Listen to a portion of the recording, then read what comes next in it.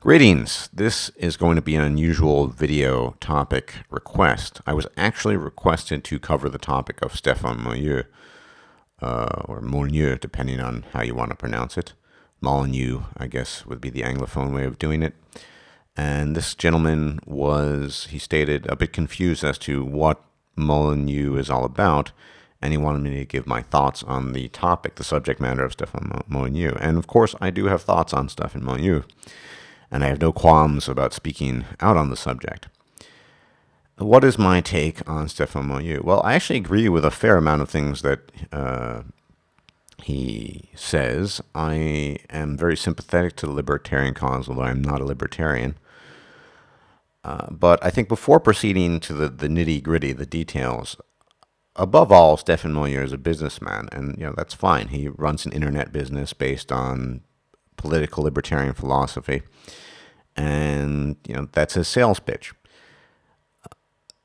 and that's the starting point. Everything he will do or say will be within the context of that sales pitch: libertarian philosophy, libertarian political philosophy, libertarian economics, and so on and so forth. This is already problematic. It's not because I fundamentally disagree with everything libertarianism. I agree with most of it. As I said, I'm very sympathetic to it. But one, he's running a business. Two, he is a political and philosophical ideologue.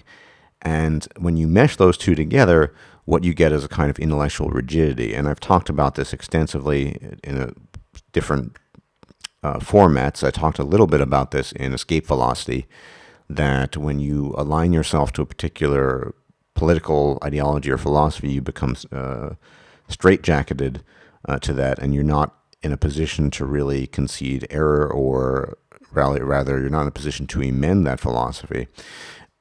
And more importantly, more recently, of course, in The Contented Irrationalist, I feel I've demonstrated quite well why it is that people cling to their particular ideologies, even though there are inconsistencies to be found therein.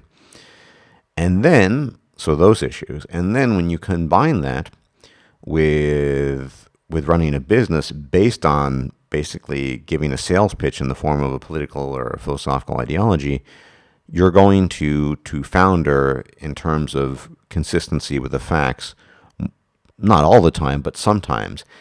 And the inability to concede error will be not just, this is not unique to Stefan Molyneux.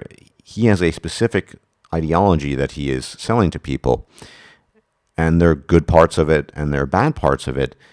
And when you do that, you can't really be wrong. If Stefan Molyneux came out and said, no, I've been wrong about this and that and that, his revenue is going to go down. So he couldn't even if he internally acknowledged the possible errors that he's made, it's not going to happen because his revenue would dry up, at least partially. There are, of course, some people that respect intellectual honesty to the point where, when you make a mistake, you admit it. But this is not his platform. So he might actually, we don't know. He might in the closet think, maybe this isn't that great. But much like a leader of a parish, a preacher who no longer believes in his chosen deity, but still goes on preaching because that's his bread and livelihood. He's effectively in a straitjacket because of his adherence both to a particular political and philosophical ideology, as well as the fact that his business is based on selling that ideology to people. Okay, that's the primary issue. Now, of course, the errors that he makes, I believe, are due in large measure because, or rather to this adherence to a particular political ideology. Now, there are a couple of things. I'm not going to talk about Defoe, I believe. I know this has been talked about a lot, although it is related to one issue I have with him. The first issue I have with Stefan Molyneux is, and this is the issue I'll have with any sort of libertarian, and in this context, I'm not using libertarian in a political sense, although the two often coincide. For those of you philosophically versed, libertarianism is also the doctrine of free will, that human beings have free will. I plan on making a very thorough video covering every aspect of the free will controversy. And I don't think it's a controversy because to those who actually think about it, it's pretty obvious that, well, we don't have the kind of free will that libertarians, that is philosophical libertarians, advocate. But, listening to him in dialogue with someone, not really countering his points, and he was just being evasive, and I just don't think the evidence is out there to support a concept of free will. Now, I've talked about in the past many reasons why it's pretty obvious that we don't have free will. Well, one is basically causality. We're conscious matter. We're part of an unbroken chain going back to the beginnings of the universe. And how we got here and who we are all determined by factors outside of ourselves. Our genetics, where we were born, how much money our families had, what we can do with our abilities, and what we can't do. We're not even aware of the neurological processes that are going on milliseconds prior to the decisions we make. And there are other things.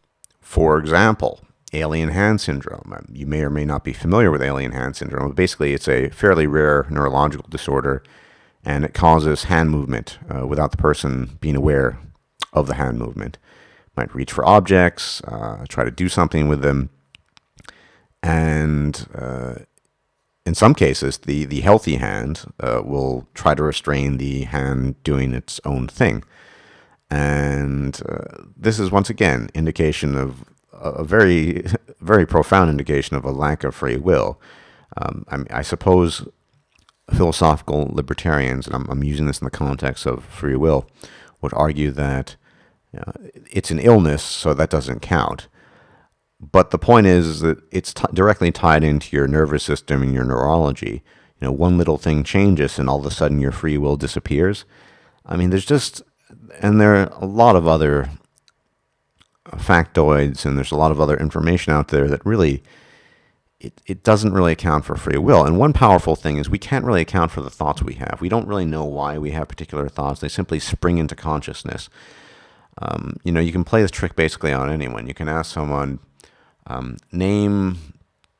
give me a list of 10 cities. And they give you a list of 10 cities, and then you ask them, of those 10 cities, why didn't you name Buenos Aires? And then they'll think, and they don't really know why they didn't name Buenos Aires, or why they didn't name Sydney. And then you say, but why did you name Tokyo? Then they'll try to find a narrative for why they said Tokyo, but they can't really find a narrative for why they didn't name the ones they didn't name. So, I mean, thoughts just come into existence. We can't really account for why they're coming into existence. This is another reason why even the illusion of free will is an illusion itself. Why do we have certain thoughts? Well, we don't know. At the end of the day, there's just a lot of things we don't know. And the doctrine of free will was one that was conceived really in the infancy of human intellectual rigor and endeavor in general. Interestingly enough, of course, a lot of the free will doctrine is related to Christian doctrine, the whole biblical nonsense about free will, but God's still involved, and a lot of the Christian apologetics and theological aspects of it really are the origins of this stuff, and this has been imported into secular philosophies and secular ideologies as well. But at the end of the day, if you rewatch my Contented Rationalist, I think the reasons why people cling to the free will argument, even in the face of a lot of evidence against it, be it in the form of magnetic resonance imaging, alien hand syndrome, causal chains that lie outside of you, the unaccountability of the inception of thought, random thoughts we can't account for. Why do they do it? For the reasons I cited there. I mean, it's a terrifying universe, for some people at least, to think that we are merely puppets at the behest of forces beyond our control. And that we are, unfortunately. But that's not going to stop people who are so terrified at that thought, even particularly on a subconscious level, not conceding certain things that just to most people who actually rationally think about it are patently true and patently the case, and that's certainly the case with free will. So that's one issue I have with Stefan Molyneux. Another issue I have with Stefan Molyneux is his idea that just any range of behavior that parents operate on to their children can somehow be construed as a form of child abuse. Not any range, but if mother or father isn't there for 3 nights in a row because they have to work, then that's child abuse. I think it's really stretching it.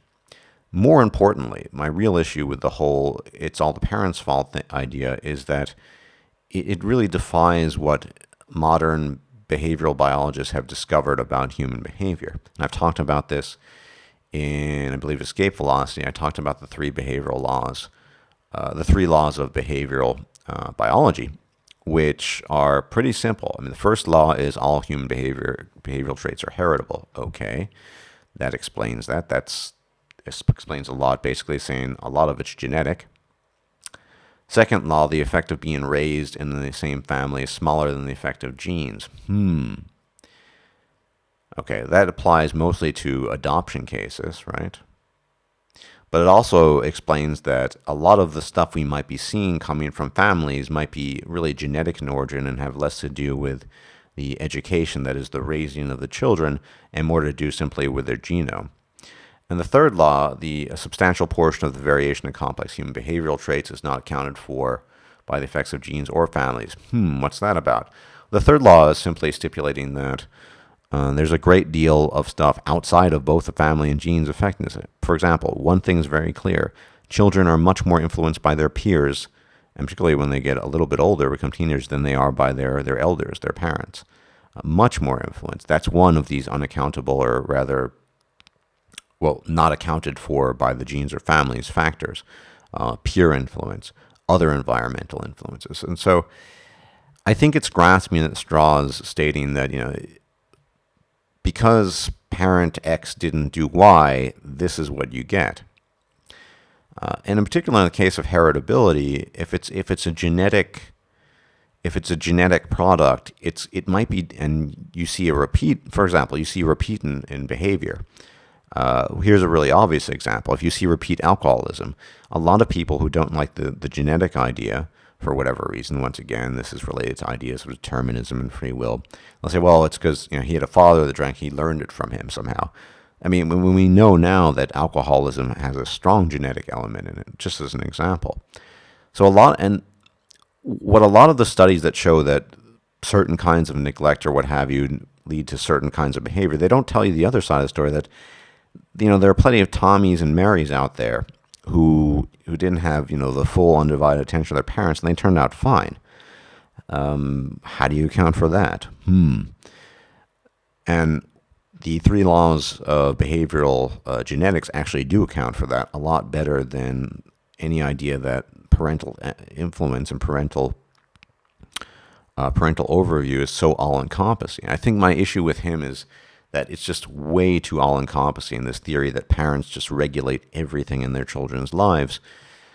And it discounts, as I said, the heritability factor, the extra environmental factor. Peer influence is much greater than parental influence, and a host of other things. It's just overreach. And in his case, it probably has to do with reflection upon his own childhood, and he's developed these ideas and theories, and that's fine. I don't really see the evidence that I guess he would claim that there is for this, but he's, like I said, he's running a business, and he also in line with his own ideas and theories, he plays the role of psychologist, which is fine. I understand his wife is a psychologist. And I think, and the problem with Stefan, even though I think he would never say he is infallible, is that whether he says it or not, every answer he's going to give will be tantamount to an answer of infallibility. Because if he concedes error on his part, his entire political philosophy breaks down, as well as his income, because it's all based on that. So those are some issues. But let's get a bit more into the specifics here. One thing I've never actually explained with libertarianism. Why am I not a full-fledged libertarian? I just don't think we have enough human knowledge out there to really subscribe to any particular political philosophy in its entirety. Let's take one particular issue within libertarianism, the principle of nonviolence or non-aggression, which is differentially defined by different libertarians, but I'll go with the basic definition. Don't initiate aggression. That includes things like monetary aggression, extracting wealth via taxes and welfare. Okay, I'm basically cool with that. I mean, I don't like paying taxes. I hate government bloat and what have you. But libertarian dilemma would be, for example, there are going to be leftover people in society that can't take care of themselves, period. Now, they would say, well, that's up to, voluntarism and what have you. Yeah, but there are still going to be people left. Now, if you're consistent with libertarian philosophy, you're going to just have to let them die. If no one's willing to do anything, you can't force people to do anything. Now, I'm not passing judgment on this. I'm neutral on this position. I'm not going to actually tell you what my position is on this.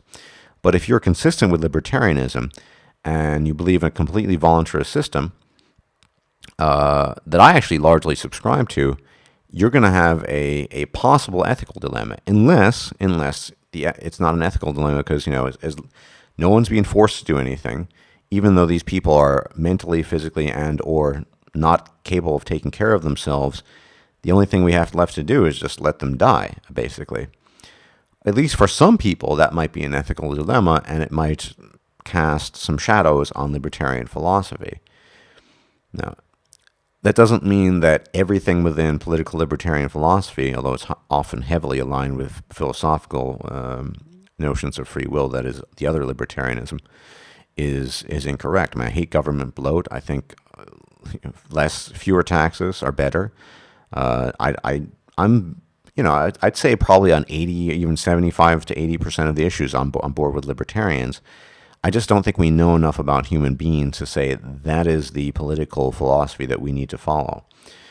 And as Barbaros has brought up many times, and I've talked about, human beings are naturally collectivists. Even libertarianism in its intellectual properties, people align themselves to it because they feel a sense of community. And this is true of anything, of ideas, of skin color, of gender, of sex, of age.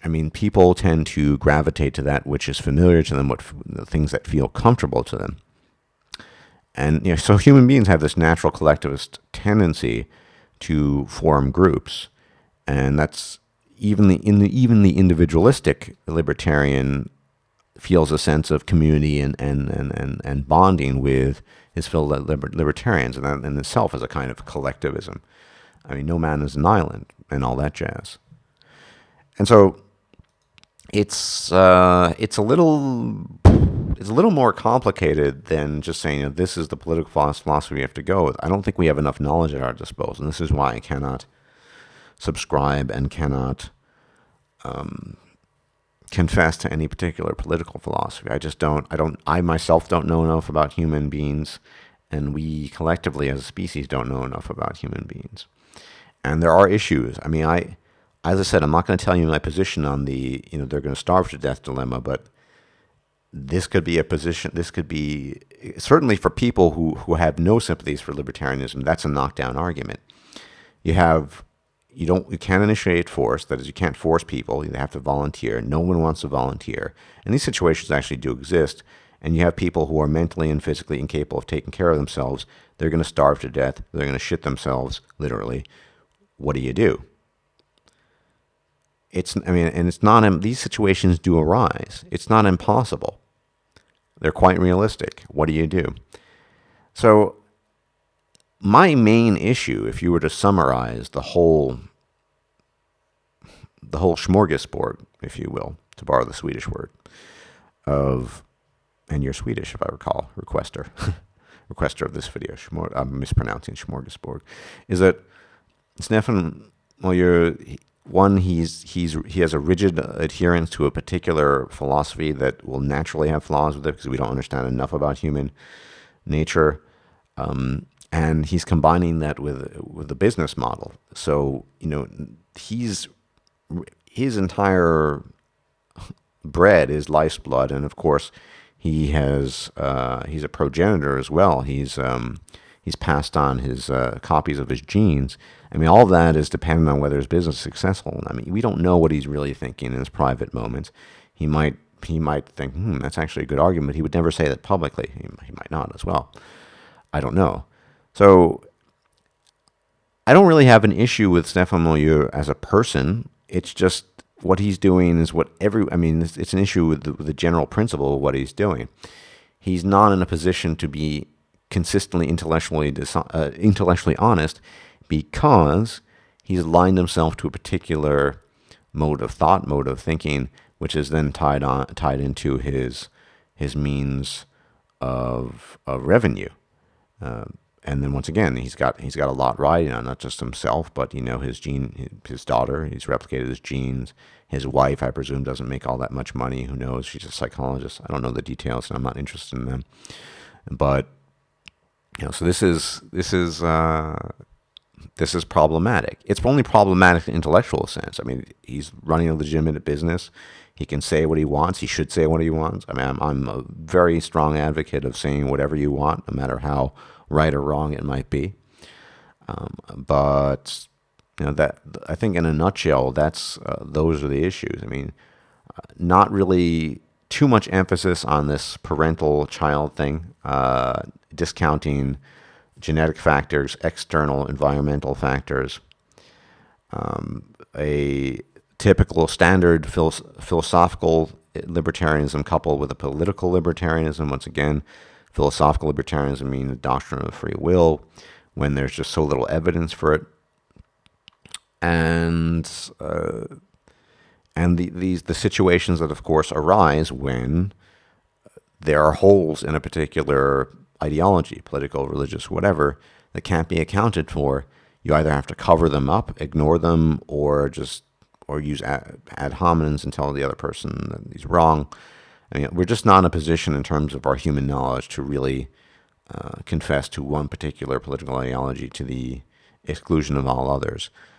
I think my best assessment of that is that there are a lot of little truths within the smorgasbord of ideas floating around, and only when we have a complete understanding of human neurology, when we actually understand, when the evidence is just everywhere that we don't have free will, for example, which is going to be an important element of whatever political philosophy we craft, things like that, then at that point in time, we might be able to come up with a more coherent system. But until then, I just don't see that happening. So I think I've summarized more or less what my thoughts are on Stefan Molyneux. I don't think he's a bad person. I have no real issues with him as a person, but he set himself up within a business model and a particular ideology that doesn't allow for the concession of error, and that's always going to be a danger. I mean, you will not see Stefan say do a 180. He's not going to say, "Hey, I was wrong about it all these years. Still give me money." That's not going to happen.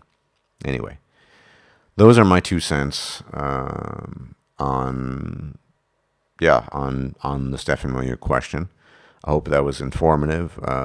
People are going to disagree with me. No doubt, I'm sure word of this video will get out.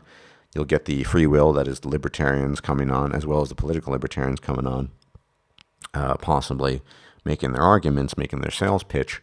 But the evidence is out there. It just merely requires reflection and thought, and you can't be afraid of it. If you're afraid of it, you're never going to arrive at the truth, if that's even possible. But you certainly are going to arrive further away from it than you would otherwise. Anyway, thanks for watching, and I hope that answered some of your questions that you had. Once again, thanks for the generous donation, and you take care. Bye-bye.